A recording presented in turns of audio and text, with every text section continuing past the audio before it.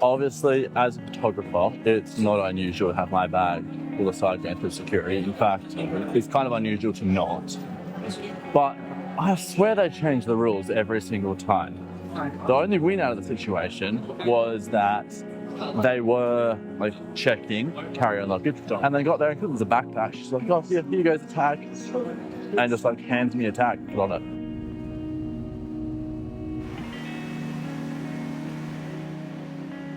We have touchdown in Doha.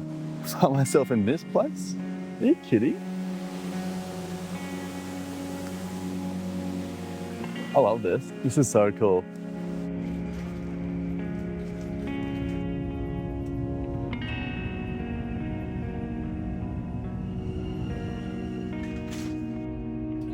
I made it.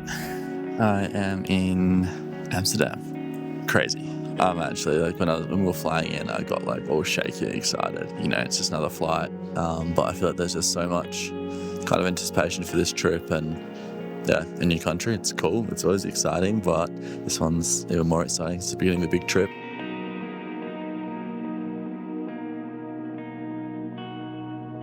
Second full day in Amsterdam. Yesterday I went about an hour and a half south on the train down to this little town to go see a van. Oh, there's flamingos. I just walked past the zoo or something. Look at this.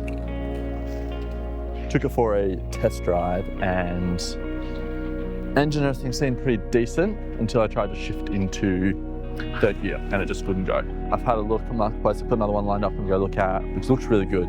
So we'll suss that tomorrow and I'll let you know about that. Just been feeling really tired and I don't know, a bit emotional or just, yeah, a bit of uncertainty, I guess.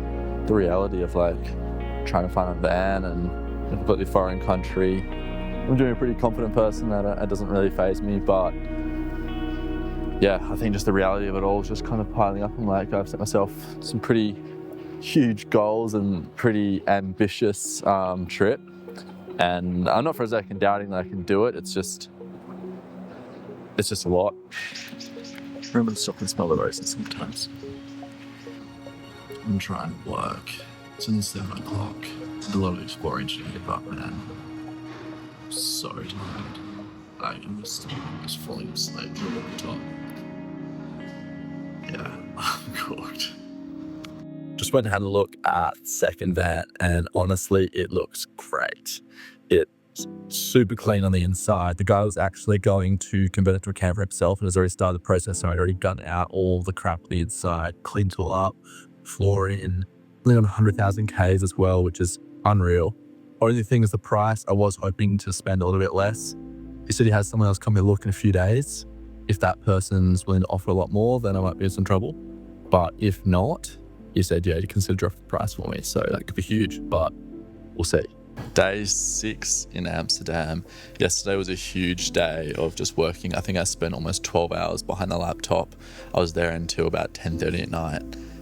And yeah, that's just the reality sometimes. If you gotta get work done, you gotta get work done. I'm feeling a bit uncertain about, making this all happen. It's seeming more and more difficult. I haven't heard back from the guy about that van that I looked at. My residency permit, I don't get the papers for that until next week. I have to wait 2 weeks from when I got biometrics done. So that means I can't really purchase a car until I have that, unless someone will let me kind of purchase it and then we do the papers like a week later, which that's the ideal situation. And then I don't really have anywhere to actually fit the van out either. So I need to work that out. Is this actually going to work, or have I just kind of thrown myself in the other side of the world with no plan, and is it finally going to bite me in the bum? We'll see.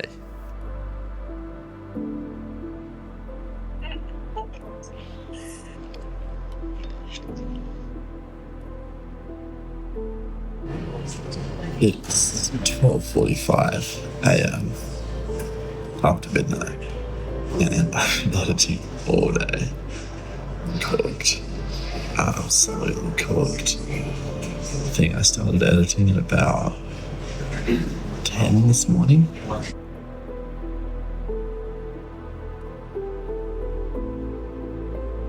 It's been a bit chaotic the last few days. I've been hanging on to hopes that this van will pull through, and finally heard back from the guy who said the other guy had offered 6,200 euros, but he was being a bit difficult to communicate with and like slow to reply.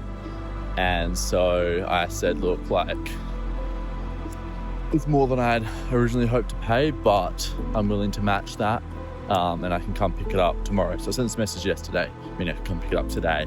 It's like 9 o'clock at night now. So I'm still hanging on to hope that he's just been busy, and I know he kind of initially want to sell it to me, so I'm still fingers crossed. Yeah, it's nothing too promising. I didn't have anywhere booked tonight to stay because I was hoping that he'd pull through if you were at the van today. So I had to book something super last minute. So I was booked another night where I'm staying already. But already checked out, so I had to like re-check in. Yeah, it's been a bit chaotic. And then tomorrow, again, don't have anywhere booked. Just hoping that the van's going to pull through. If not, I'm thinking I'll go down to Utrecht.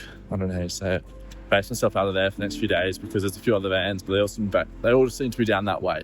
So I figure rather than training back and forth, I might as well just stay down that way. Caught the train down to Utrecht this morning, had a bit of a walk around and had teed up to go see another van this afternoon. Hadn't heard anything from the other van, so just kind of figured it was done with that one. On the way to the train station, literally just about to walk into the train station, I get a messenger notification, and it's a message from the guy with the other van. The train left in 8 minutes. So I was kind of like pushing to get to the train station, hadn't bought tickets and that, and needed to get tickets, find my platform, get on the train. Opened it, and it was sounding promising that I might be able to get that van. He was just concerned about insurance because the van is currently not insured, and in Europe, the van has to be insured to drive. If it's not insured, you can't drive it. So it not being insured means that I can't drive it until it gets registered in my name. Now I have to wait till next week to get my documents before I can register in my name. I sent a message back straight away. I was like, look, if we can find a workaround, I'm still super keen. And I'm there in the train station, standing right next to the gate, like watching the minutes tick down. He got back to me and said, yeah, I think we can try and make something work. I've offered to just pay and then leave it sitting where it is, and we'll sort out registration next week, and then I'll start building. He said he might know somewhere that we can get it, that I can park and start on the build before then. The other slight thing was trying to work out an address. So I originally had a workaround I thought was going to work, that I could use a PO box. Now that doesn't work because the one thing you're not allowed to get sent to PO boxes is like important mail, aka registrations. So I now need to find a physical address I can register it to. I do have some relatives here in Netherlands, which I hadn't really thought of this before, but that would make the most sense. So I've just messaged my uncle to ask him if that's even possible, and whether they'd be open to that. I know it's a bit of a big ask, but it's kind of my last hope now. So waiting on a few things. It's all up in the air currently, but I'm feeling very hopeful. Still not sure whether this van is a go or not. So just waiting to find out from that. Fingers crossed. Otherwise I'm screwed if it's not. I actually don't know what I'm going to do. So pray for me. That's it for this video though. Thanks so much for watching. If you want some more updates and a bit more behind the scenes of my life and shenanigans, I'm dropping a weekly newsletter. So there's a link in the description to join the list. Jump on there, and if you enjoyed this video, if you want to see if I actually get this van, hit subscribe, and I'll see you next week.